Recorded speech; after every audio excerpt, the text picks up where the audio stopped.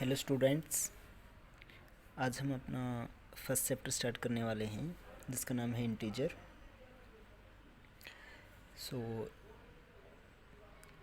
Integer से पहले आपको नंबर्स के कुछ और टाइप हैं जिनके बारे में आपको पता होना ज़रूरी है, जैसे कि नेचुरल नंबर है। अब नेचुरल नंबर जो होते हैं वो क्या होते हैं, आपने क्लास 6 में भी सीखा था कि 1 से स्टार्ट होने वाले सभी के सभी काउंटिंग नंबर जो होते हैं वो नेचुरल नंबर होते हैं, जैसे 1 2 3 4 5 6 अप टू प्लस इन्फिनिटी। अब जैसे 1 और 2 के बीच में 1.3 या फिर 1.243 वगैरह या फिर 1 पॉइंट कुछ भी, यानी कि पॉइंट के बाद कोई भी है या जो भी डेसिमल वाले नंबर हैं वो नेचुरल नंबर में नहीं आते। उसी तरीके से वूल नंबर क्या होता है, वूल नंबर में भी सभी के सभी नेचुरल नंबर आते हैं, बस एक डिफरेंस जो होता है वो क्या है कि वूल नंबर में ज़ीरो भी इंक्लूड होता है, नेचुरल नंबर में ज़ीरो इंक्लूड नहीं होता। याद रखने का सिंपल तरीका क्या है, वूल में जब हम वूल की स्पेलिंग लिखते हैं तो ओ आता है, और ओ की सिर्फ किसके जैसी है, ज़ीरो के जैसी, तो यहाँ से आप इसको याद भी रख सकते हैं। उसके बाद है इंटीजर। इंटीजर में क्या है, सभी के सभी पॉजिटिव जो काउंटिंग नंबर है हमारे वो सभी, और उनके नेगेटिव, जैसे कि 1 का नेगेटिव क्या होता है, -1 2 -2 -3 -4, इस तरीके से ये सभी कहाँ तक, इन्फिनिटी तक ये, और साथ में क्या इंक्लूड है इसमें, ज़ीरो, तो वो क्या है, इंटीजर। यहाँ पर भी डेसिमल वाले नंबर इंक्लूड नहीं है इंटीजर, यानी कि आप 2.3 या फिर जैसे कि -3.1 को इंटीजर नहीं बोल सकते। क्लियर। इंटीजर्स को आप 3 टाइप में डिवाइड कर सकते हो, negative integer, positive integer and zero. Negative integer जो होते हैं उसमें सभी ज़ीरो से लेफ्ट हैंड साइड वाले आते हैं, -1 -2 -3 -4 up two plus infinity. Positive integer में क्या है, 1 2 3 4 अप टू, ऐसे चलते चलते अप टू प्लस इन्फिनिटी तक, मतलब जितने भी जो भी नंबर है वो कंप्लीट होना चाहिए, बस ये है, और वो क्या हो जाएगा, पॉजिटिव इंटीजर। ज़ीरो जो है वो नीदर नेगेटिव नॉर पॉजिटिव, ना तो वो नेगेटिव है ना ही वो पॉजिटिव है। नंबर लाइन के ऊपर अगर आप बनाओगे तो ज़ीरो से राइट हैंड साइड में सारे के सारे जो नंबर हैं वो कैसे हैं, पॉजिटिव हैं, और लेफ्ट हैंड साइड में कैसे हैं, नेगेटिव हैं। उसके बाद अब आती है प्रॉपर्टीज़, जैसे कि अब एडिशन ऑफ इंटीजर, सबसे पहला एडिशन ऑफ इंटीजर। अब इंटीजर्स को ऐड करने के क्या तरीके हैं, ये आपके पास क्लास 6 में भी एज इट इज़ आए थे, हम इनको रिवाइज़ कर रहे हैं। जैसे कि जब आपको दो पॉजिटिव इंटीजर दे दिए गए कोई भी, जैसे 36 और 40 है, ये दोनों कैसे हैं, पॉजिटिव इंटीजर हैं। अगर इन दोनों को आप ऐड करना चाहते हो तो जब दोनों के दोनों नंबर पॉजिटिव हैं तो आपको कुछ नहीं करना, सिंपल उनको ऐड करो और वही आपका आंसर आ जाएगा। लेकिन जब आपको दो ऐसे इंटीजर को ऐड करना हो जिसकी जो एक क्या हो, नेगेटिव इंटीजर हो, और दूसरा क्या हो, पॉजिटिव इंटीजर हो, तो उस केस में हम क्या करेंगे, जो नेगेटिव वाला है उसको ब्रैकेट के अंदर लिखेंगे plus positive integer is equal to. अब आप देखिएगा कि एक नेगेटिव है और दूसरा पॉजिटिव है, तो दोनों अलग अलग हैं तो आपस में ऐड नहीं होंगे, इसलिए हमें क्या करना पड़ेगा, सब्ट्रैक्ट करना पड़ेगा, सब्ट्रैक्शन करनी पड़ेगी, और 40 - 36 कितना हो जाएगा, 4। सब्ट्रैक्ट हम हर बार जब एक माइनस का और दूसरा प्लस का है तो हर बार बड़े वाले में से छोटे वाले को ही करेंगे, चाहे वो प्लस का हो या माइनस का, और बाद में जो माइनस करने के बाद आपका जो आंसर आ गया उसके आगे साइन लगा देंगे हम, किसका, जो बड़ा न्यूमेरिकल वैल्यू थी उसके ऊपर जो साइन था। यहाँ पे तो फॉर्चुनेटली 40 ही क्या था, बड़े वाला नंबर ही प्लस का था, तो इसलिए एज इट इज़ 4 आ गया। अगर यहाँ पे हमारा होता -40 + 36, तो उस केस में भी हम 40 में से ही 36 को माइनस करते, लेकिन वो आंसर हमारा माइनस में आ जाता। क्लियर। अब मान लीजिए आपको दो नेगेटिव इंटीजर को आपस में ऐड करना है, जैसे कि -15 और -20, तो इस केस में भी हम क्या करेंगे, माइनस का है तो इसलिए ब्रैकेट लगाएंगे, ब्रैकेट्स -15 प्लस ब्रैकेट -20। ये ब्रैकेट का साइन लगाना यहाँ पे बहुत ज़रूरी है, क्योंकि आप कोई भी दो पॉजिटिव और नेगेटिव साइन को इकट्ठा नहीं लिख सकते हो।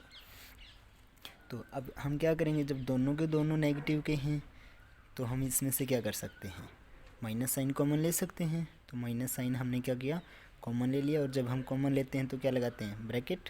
तो अंदर क्या बचा, -15 में से माइनस साइन कॉमन ले लिया तो 15 बचा, बीच में क्या है प्लस, और यहाँ पर क्या था, माइनस का साइन तो ऑलरेडी हम बाहर कॉमन ले ही चुके हैं। तो क्या बचा 20। तो 15 + 20 कितना हुआ 35, साइन किसका है, माइनस का। तो यानी कि क्या हमने क्या सीखा भाई, जब दो नेगेटिव इंटीजर्स को ऐड करते हैं तो एडिशन ही होती है, और बस साइन जो है वो किसका आ जाता है, माइनस का। क्लियर। उसके बाद है कि प्रॉपर्टीज़ जो एडिशन से रिलेटेड है इंटीजर्स की, वो क्या है कि जो इंटीजर की एडिशंस होती है वो सबसे पहली जो प्रॉपर्टी वो है कि क्लोजर होती है। अब क्लोजर प्रॉपर्टी क्या होती है, अकॉर्डिंग टू क्लोजर प्रॉपर्टी, कि अगर आपके पास दो इंटीजर है, मान लो a एंड b आपके पास दो इंटीजर है, और जब आप दो इंटीजर को ऐड करोगे a + b, यानी कि जब दो इंटीजर को आप ऐड करोगे तो जो आपको एडिशन मिलेगी, जो आपको सम मिलेगा उस केस में, तो वो भी क्या होने वाला है, इंटीजर। यही होती है closure property of integer, addition of integer. यानी कि कैसे लिखा जा सकता है इसको, integer plus integer is equal to integer. यानी कि कोई भी दो इंटीजर को हम ऐड करेंगे तो हमारा आंसर जो आएगा वो भी क्या होगा, एक इंटीजर होगा। चाहे वो इंटीजर माइनस का हो या प्लस का हो, या दोनों प्लस के हों या दोनों माइनस के हों, या फिर एक प्लस का और एक माइनस का हो। क्लियर। जैसे एग्जांपल के तौर पे 5 एक इंटीजर है, 4 भी एक इंटीजर है। जब 5 और 4 को हम ऐड करेंगे तो हमें आंसर कितना मिलेगा, 9, जो कि खुद भी एक क्या है, इंटीजर। तो प्रूफ हो गया कि इंटीजर प्लस इंटीजर क्या होता है, इंटीजर। नेक्स्ट है कम्यूटेटिव प्रॉपर्टी। कम्यूटेटिव प्रॉपर्टी क्या कहती है कि अगर आपके पास दो इंटीजर है a एंड b, उनका सम अगर आ रहा है c मतलब कि कोई भी, जब हम दो इंटीजर को ऐड करेंगे तो जो आंसर जो आएगा हमारा वो, तो a और b को ऐड करने से अगर c आया है तो b और a को ऐड करने से भी c आएगा। दो इस यहाँ पर और यहाँ पर डिफरेंस क्या है, डिफरेंस सिर्फ ये है कि इस केस में हमने क्या लिख रखा है, a को पहले लिख लिया, b को बाद में लिखा है। यहाँ पर b को पहले लिख लिया और a को बाद में, तो आंसर के ऊपर उसका कोई असर नहीं पड़ेगा। एग्जाम्पल के तौर पे आप देख सकते हो 6 और 8 आपके दो इंटीजर हैं। जब आपने 6 + 8 किया तो आंसर आया 14। ऑल्सो साथ में जब आपने 8 + 6 किया तो तब भी आंसर आपका क्या आया है, 14। तो इससे क्या प्रूफ हो गया कि दो इंटीजर को आप कैसे भी ऐड कर सकते हो, या पहले में सेकंड को ऐड कर दो या सेकंड वाले में फर्स्ट को ऐड कर दो। तो अगर कहीं पर भी आपको आगे जा कर के नंबर्स को आगे पीछे लिखने की आवश्यकता पड़े जिनके बीच में प्लस का साइन है, तो आप उनको आगे पीछे आराम से लिख सकते हो, और वहाँ पे रीज़न क्या दे दोगे कि addition of integer is a commutative. Clear. जो नेक्स्ट प्रॉपर्टी है इंटीजर्स के एडिशन की, कि associate law of addition. According to this law क्या होता है कि अगर आपके पास तीन इंटीजर हैं a, b एंड c, ये मान लीजिए आपके पास कोई भी तीन इंटीजर हैं, तो उस केस में आप उनको दो अलग अलग तरीक़ों से ऐड करोगे तो आपका आंसर सेम आएगा। वो दो तरीके क्या हैं, एक तो है कि a + b ब्रैकेट क्लोज, मतलब a + b को कंप्लीट को हमने किस में रखा है, ब्रैकेट में, प्लस c, वो इक्वल होता है किसके, a plus bracket b + c। इन दोनों में मतलब देखने में ज़्यादा डिफरेंस है नहीं, बट आपको पता है कि हम जब भी क्वेश्चन को सोल्व करते हैं तो सबसे पहले किस चीज़ को सोल्व करते हैं, ब्रैकेट को। तो जब इस स्टेप को हम सोल्व कर रहे होंगे तो वहाँ पर आपको पहले a और b को ऐड करना पड़ेगा, जो आंसर आएगा उसको लिखोगे, फिर नेक्स्ट स्टेप में उसमें c ऐड करोगे, और यहाँ पर क्या करोगे, a को एज इट इज़ लिखोगे, प्लस b और c को ऐड लिख करके वो लिख दोगे, और फिर नेक्स्ट स्टेप में जो सम आया था बी और सी का उसको ए में ऐड कर दोगे। क्लियर। एग्जांपल लेते हैं, let 3, 4 and 5 are the 3 integer, जहाँ पर हमने क्या मान लिया, ए को मान लिया 3, बी को मान लिया 4 और सी को मान लिया 5। तो according to law of according to associate law of addition of integer, वो क्या है कि a plus b bracket plus c equal है किसके, a plus b plus c के। ब्रैकेट यहाँ पे लगा देंगे हम। फिर हम क्या करेंगे, put the value of A and B and C, A B और सी की वैल्यू आप उसमें डाल दो। तो वहाँ से क्या होगा, जहाँ पर ब्रैकेट लगी हुई है वहाँ पे ब्रैकेट लगाना बहुत आवश्यक है। तो 3 + 4 + 5 इज इक्वल टू 3 + 4 + 5। अब यहाँ पर ब्रैकेट के अंदर क्या है, 3 एंड 4 है, तो इसको हम सोल्व करके लिखेंगे, कितना आ गया 7 + 5 इज इक्वल टू 3 प्लस, यहाँ पे ब्रैकेट के अंदर क्या है 4 + 5 is and 4 + 5 is 9।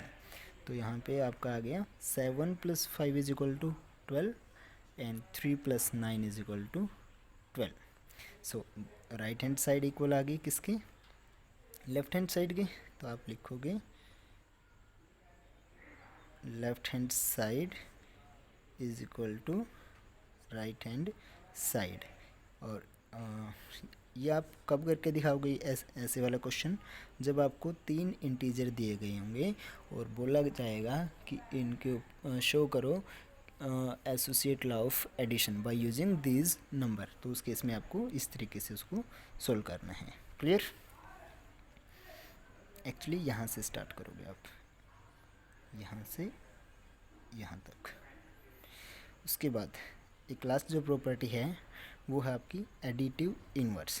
Additive inverse क्या होता है कि किसी भी नंबर के लिए एक कोई ना कोई एक ऐसा नंबर ज़रूर होता है कि उसमें जब हम उन दोनों नंबरों को आपस में ऐड करेंगे तो आंसर 0 आ जाएगा। तो कहने का मतलब क्या है कि अगर हम ए मान लिया कि कोई इंटीजर है, ए के अंदर क्या ऐड करें कि आपका आंसर 0 आ जाए। ए के अंदर क्या करना है, ऐड करना है। क्या ऐड करना है आपको अभी नहीं पता, तो आंसर क्या आना चाहिए, ये पता होना चाहिए कि 0। तो यानी कि ए के अंदर हम -a ऐड करेंगे तब हमारा आंसर क्या आ जाएगा, 0। क्यों आ जाएगा, क्योंकि प्लस माइनस आपको पता है, प्लस माइनस क्या होता है माइनस, और a - a कितना हो जाएगा 0। तो यानी कि कहने का मतलब क्या हो गया, a का एडिटिव इन्वर्स कौन हो गया -a, और -a का एडिटिव इन्वर्स कौन हो गया a। क्लियर। अगर आपको बोला जाए कि 5 का एडिटिव इन्वर्स निकालो तो आपको पता होना चाहिए कि 5 में 5 प्लस क्या प्लस करें कि आंसर आपको क्या आ जाए 0। तो 5 में किसके ऐड करने की आवश्यकता है कि आपका 0 बनेगा -5। और उसी तरीके से अगर आपसे पूछ लिया जाए कि -7 में क्या ऐड करें कि आंसर आपका जो है 0 आ जाए, तो -7 में क्या ऐड करोगे आप +7। तो प्लस का साइन तो आपको लगाने की भी आवश्यकता है नहीं, तो -7 + 7 इज इक्वल टू क्या होता है 0। तो इस केस से हम क्या इसको लिखेंगे कैसे, अगर क्वेश्चन आता है कि find the additive inverse of 5, तो आप क्या या तो वहाँ पर आप क्या लिखोगे कि 5 is the additive inverse of -5, यानी कि 5 जो हो क्या है -5 का एडिटिव इन्वर्स है, और -5 is the additive inverse of 5। जो -5 है वो किसका एडिटिव इन्वर्स है 5 का। एडिटिव इन्वर्स क्या होता है, एक बार दोबारा सुन लो, कि हर एक नंबर के लिए एक ऐसा नंबर होता है जिनको दोनों को ऐड करने के बाद हमारा फाइनल जो सम आता है वो कितना हो जाता है 0। तो उन दोनों को एक दूसरे के लिए हम क्या बोलेंगे एडिटिव इन्वर्स। तो एडिटिव इन्वर्स निकालने के लिए आपको पेन भी उठाने की आवश्यकता नहीं है। अब आप सीधा बोल सकते हो, जैसे कि -100 का एडिटिव इन्वर्स क्या है +100, और +100 का एडिटिव इन्वर्स क्या है -100। उसी तरीके से -37 का एडिटिव इन्वर्स क्या है 37, +37 का एडिटिव इन्वर्स क्या है -37। सो ये आपके 4 प्रॉपर्टीज़ थी, आपको पता होना चाहिए अच्छे से। और अगर कोई भी बात ना समझ में आए तो वीडियो को दोबारा चला के देख लेना, और जो होमवर्क आपको मिलेगा वो आपको फेयर कॉपी में साफ साफ राइटिंग के साथ करना है।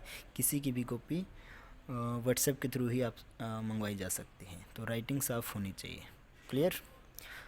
बहुत अच्छे बच्चे हो आप, तो ये बात आपको कहने की भी आवश्यकता नहीं है। जैसे 6th क्लास में करते थे वैसे ही करना है, साफ साफ। क्लियर? Okay, bye.